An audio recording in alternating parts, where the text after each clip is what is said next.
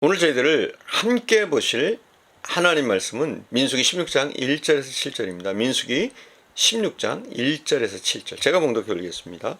레위 증손 고핫의 손자 아살의 아들 고라와 루벤 자손 엘리압의 아들 다단과 아비람과 벨레스의 아들 온이 당을 짓고 이스라엘 자손 총회에서 택함을 받은 자 곧 회중 가운데서 이름 있는 지휘관 250명과 함께 일어나서 모세를 거스리니라.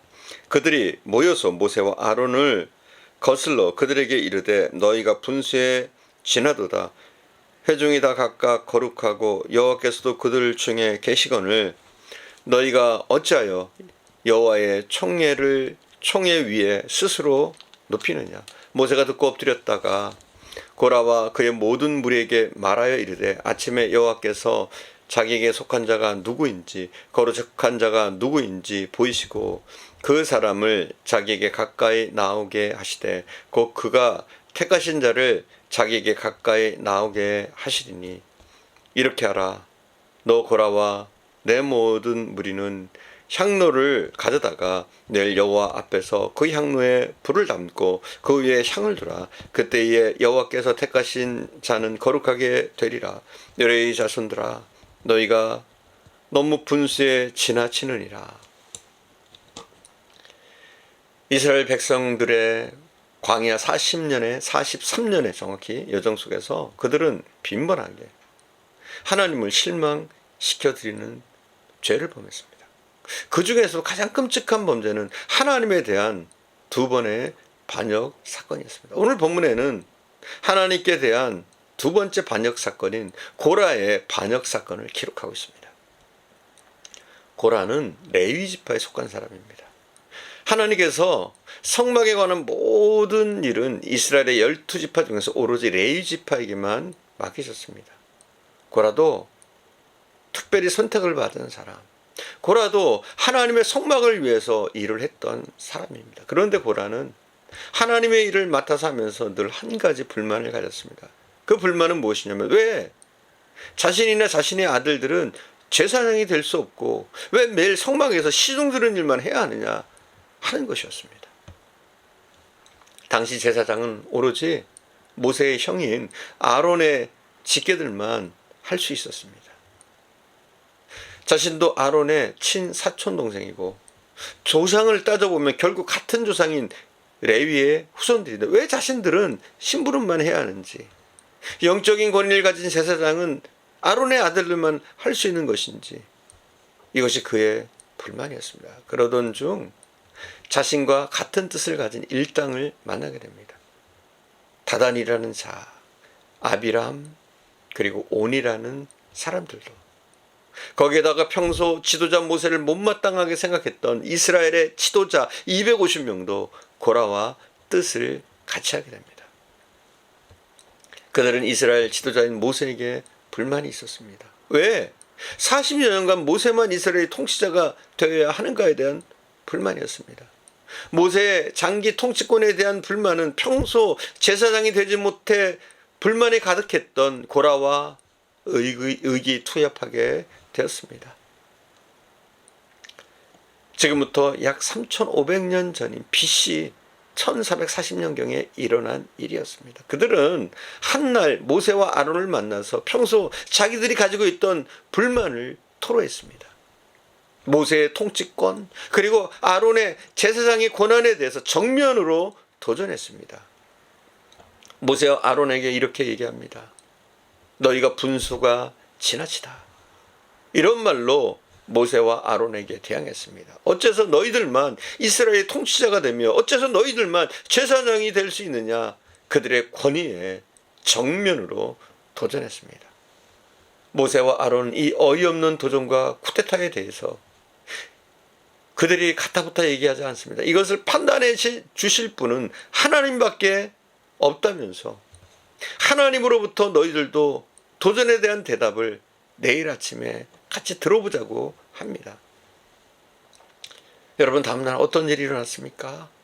하나님은 모세와 이스라엘 백성에게 모세와 아론의 권위에 도전했던 그 세 사람 근처에서 물러나라고 말씀합니다. 민수기 16장 32절에 33절에 보면 모세와 이스라엘 백성들이 고라와 다단 그리고 아비람의 가족들과 그들의 집에서부터 떨어지자 땅이 갈라졌다고 했습니다. 그리고 갈라진 그 땅 속으로 세 사람뿐만 아니라 그들의 가족들까지도 빨려 들어갔다고 했습니다. 에녹이나 엘리야, 모세 등은 살아있는 상태에서 하나님께로 올라갔다고 했는데 오늘 말씀에 등장하는 고라와 다단 그리고 아비람과 그 가족들은 살아있는 상태에서 지옥에 빠진 사람들이었습니다. 그뿐 아닙니다. 그 다음에 35절에 보시면 이 세 사람의 뜻에 동조를 했던 이스라엘의 지도자 250명은 하나님이 내려보내신 불에 의해서 몽땅 타 죽고 말았다고 기록되어 있습니다. 정말 끔찍한 일입니다. 저희들은 오늘 말씀에서 몇 가지를 생각할 수 있지만 오늘 이 시간을 통해서 단 한 가지의 교훈인 분수를 생각해 보려고 합니다. 오늘 말씀 3절에서 고라와 그의 일당들이 모세와 아론에게 먼저 분수라는 말을, 이 분수론을 꺼냈습니다. 너희가 분수에 지나치다 말했습니다. 너희가 분수에 넘치는 일을 한다 말했습니다. 그런데 이 말을 들은 모세도 고라와 그 일당을 향해서 분수론을 말합니다. 분수론으로 맞받아칩니다. 레위 자손들아, 너희가 너무 분수에 지나칩니다. 너희야말로 분수에 넘치는 일을 하는 것이 아니냐는 말씀입니다. 과연 누가 분에 넘치는 일을 하고 있습니까? 오늘 저희들은 이 분수론, 누가 과연 분에 넘치는 일을 하는가 하는 이 문제를 한번 생각해 보아야 합니다. 우리가 구절을 한번 봉독해 볼까요? 9절 말씀 한번 봉독해 보겠습니다. 이스라엘 하나님이 이스라엘 회중에서 너희를 구별하여 자기에게 가까이 하게 하사 여호와의 성막에서 봉사하게 하시며 회중 앞에 서서 그들을 대신하여 섬기게 하심이 너희에게 작은 일이겠느냐. 앞서 말씀드린 대로 모세나 고라는 사촌간이었습니다. 그러니까 그들은 같은 친척이었고 그들의 조상이 레이라는 이유로 인해서 그들은 모두 성막에서 일할 수 있는 영광을 얻었습니다. 그런데 문제는 그들 모두가 레위 지파의 후손임에도 하는 일이 달랐다는 데 있습니다. 모세는 고라와 같은 레위인이었지만 수백만 명의 이스라엘 사람들을 호령할 수 있는 명실공히 유일무이한 지도자였고 그의 형 아론은 성막에서 가장 높은 제사장인 반면에 오늘 문제의 핵심 인물인 고라는 같은 친척이고 같은 핏줄임에도 불구하고 그가 하는 일은 성막에서 허드렛 일, 잔심부름 그리고 성막을 어깨에 짊어지고 옮기는 일 등을 했습니다.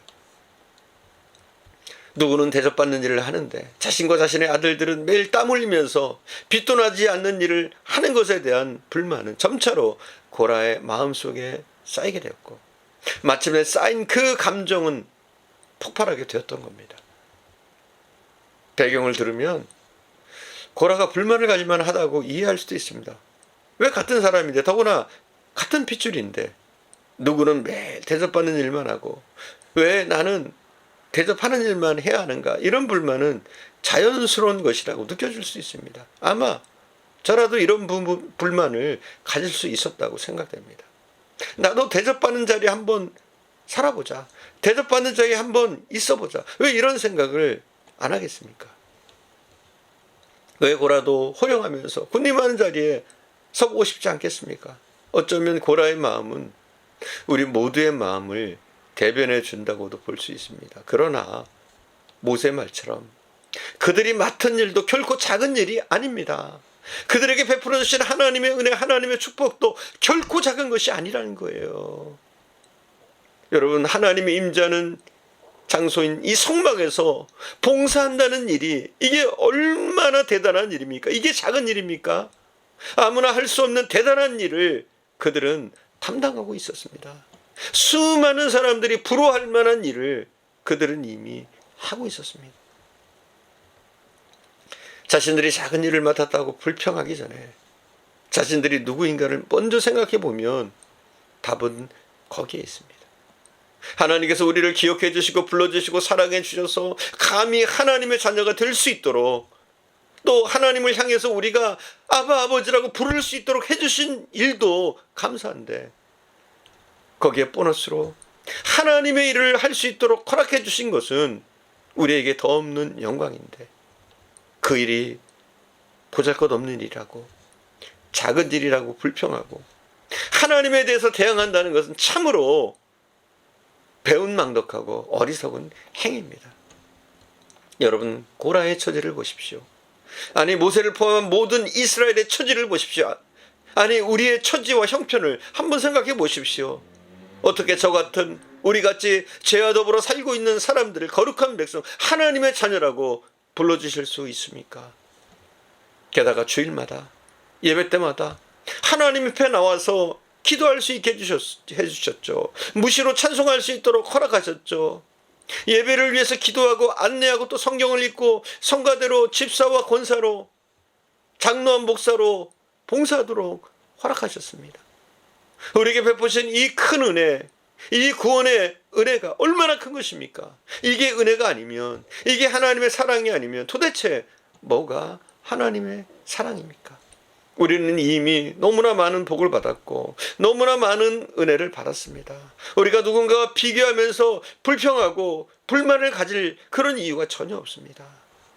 우리도 혹시 고라의 마음이 우리 속에 있지는 않은지 한번 살펴보시면서, 더욱더 하나님의 은혜를 돌이켜보면서 하나님이 베푸신 것이 얼마나 큰 것인지 다시 한번 묵상할 수 있기를 간절히 축원드립니다. 기도하겠습니다. 사랑하는 주님, 우리가 때론 은혜를 잊어버리고 하나님이 베푸셨던 그 큰 은혜를 잊어버리고 우리의 입술에 불만과 불평이 일어날 때가 있습니다. 고라가 성막에서 하나님을 봉사하는 그 중요한 일을 맡았지만 여전히 그 속에 불평이 있고 불만이 있었던 것처럼 우리도 수많은 은혜와 축복을 받았음에도 불구하고 누군가와 비교하며 우리가 불만을 삼고 우리가 하는 일에 대해서, 봉사하는 일에 대해서 짜증을 부릴 때는 없었는지 우리가 돌이켜볼 수 있도록 은혜를 베풀어 주옵소서.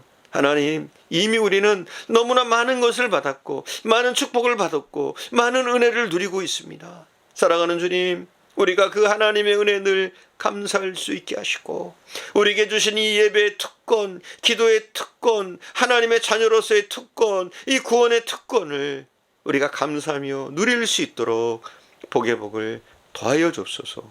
오늘도 함께 하신 주님께 감사드리며 우리 구주 예수님의 이름으로 기도드립니다. 아멘.